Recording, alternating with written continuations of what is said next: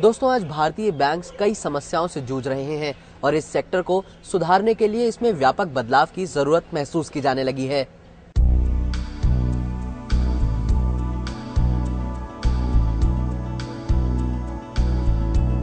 ऐसा लग रहा है कि भारतीय बैंक्स धीरे धीरे बड़े संकट की ओर बढ़ रहे हैं।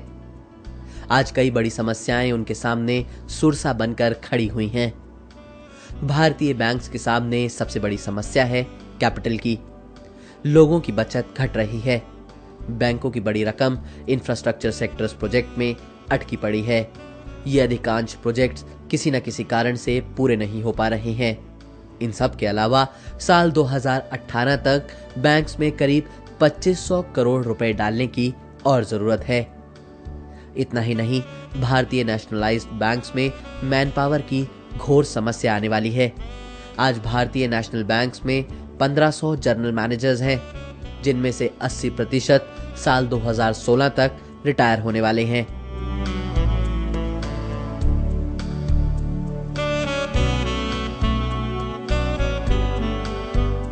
एक जनरल मैनेजर के पास में 30 से 35 साल का वर्क एक्सपीरियंस होता है। आज क्या इंडियन बैंकिंग सिस्टम इस चीज़ के लिए इक्विप्ड है कि सर वो 35 साल का एक बैंकिंग एक्सपीरियंस आदमी 2 साल के अंदर में कैसे वो लोग इसकी भरपाई कर पाएंगे? तो जब राइट क्वालिटी ऑफ पीपल नहीं होगा, हमारे पास में एसेट क्लास की समस्या से हम जूझ रहे हैं, हमारे पास में कैपिटल की समस्या है, हमारे पास में मैन पावर की समस्या है, तो बैंकिंग इंडस्ट्री डेफिनेटली सर आज के दिन में एक समस्या से तो गुजर ही रहा है सर।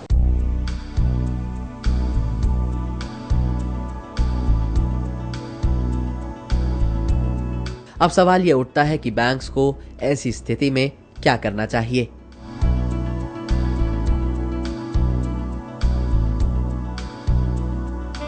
आपको गांव में, देहातों में जाके बैंकिंग करनी है और उनको जो सेविंग का जो पैसा है वो आप मेन स्ट्रीम में लेके आइए।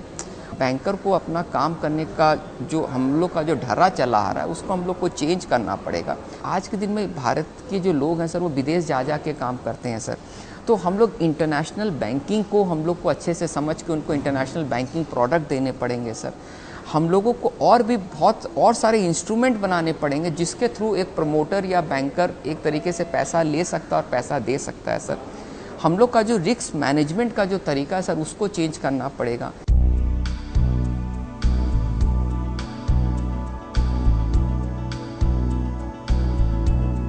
विपरीत समय में एक अच्छी बात देखने को मिल रही है कि net banking and mobile banking में 12 गुना वृद्धि हुई है।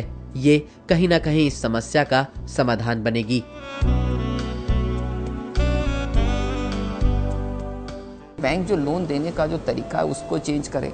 अपने जो पुराने तरीके से जो लोन देते आ रहे हैं सर वो तरीके आज के ज़माने में नहीं चलेंगे सर। पहले क्या होता था कि सर बिजनेस साइकिल 10 साल की हुआ करती थी। कोई भी कमोडिटी की जो प्राइसेस है सर उसका हाई लो देखेंगे तो सर वो 5-7 साल के अंदर हाई लो होता था सर। आज के दिन में 6 महीना में हाई लो हो जाता है। इसका मतलब आपका बिजनेस साइकिल घट के सर 8 साल से घट के साल 2 साल हो गया। अब बैंक 15 साल का असेसमेंट करेगा कैसे?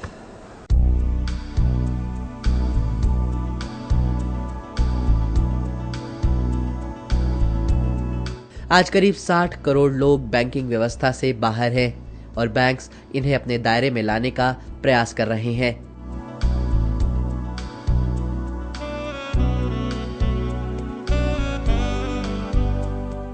एक तो चीज़ें हम कह रहे हैं कि ब्रांच हम खोलेंगे, लेकिन ब्रांच के संग बिजनेस करस्पॉन्डेंट मॉडल लेंगे जहाँ पे कि हमारा आदमी उनके यहाँ जाके काम करेगा।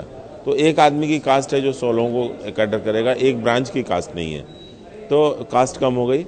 और दूसरा, उस आदमी को हम प्रोवाइड करेंगे हफ्ते में 6 दिन, 5 दिन, 4 दिन सुविधाएं at a set of time, मतलब 4 से 5 या 6 से 5 वो रहेगा। तो एक बिजनेस करस्पॉन्डेंट 3-4 गांव में घूमता रहेगा, तो उसकी कास्ट डिवाइड हो गई। और वो जो ग्राहक है उसको पता है कि ये 4 से 6 या सुबह 10 से लेकर के 5 के बीच में आदमी आएगा, हम इस बीच में पैसा जमा कर देंगे।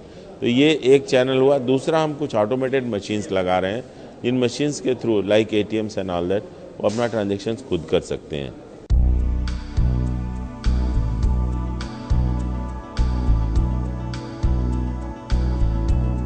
इसमें कोई शक नहीं कि भारतीय बैंकिंग सेक्टर में व्यापक बदलाव की जरूरत है।